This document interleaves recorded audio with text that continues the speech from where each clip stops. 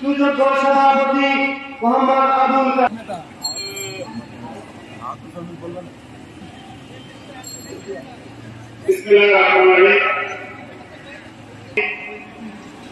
সামনের মধ্যে যেগুলো পর্যায়ে রাখছে কথা সামনে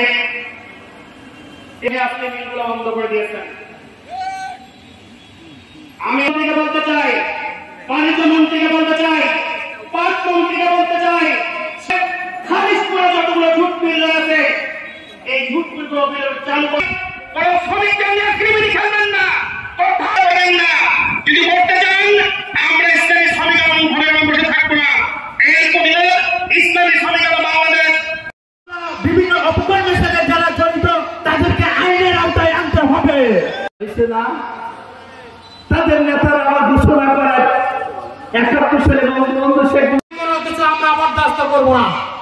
আমরা দেখেছি স্বাধীনতার পর এক পক্ষ এখন দখলবাজ নিয়ে ব্যস্ত আছেন, বিভিন্ন জায়গায় চাঁদাবাজ নিয়ে ব্যস্ত আছেন, বিভিন্ন জায়গায় সঙ্গে।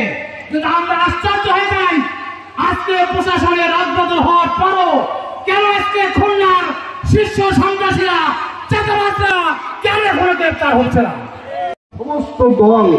সমস্ত দল সংখ্যানুপাতিক হারে যারা যে ভোট পাবে সেই ভোট অনুযায়ী তাদের প্রতিনিধি সংসদে যেতে পারবে। কাজে সব দলের প্রতিনিধি সংসদে থাকবে, জাতীয় সরকার হবে, শান্তির সরকার হবে। কাজেই এই ক্রিয়ার পদ্ধতির এই নির্বাচন এই আমরা প্রত্যেকের কাছে আপনি দাবি করব, আপনারা সকলকে বুঝান ক্রিয়ার পদ্ধতির নির্বাচন। এই অন্তর্বর্তী সরকারের কাছে আমাদের দাবি থাকবে নির্বাচনের ব্যাপারে। আর বর্তমান এই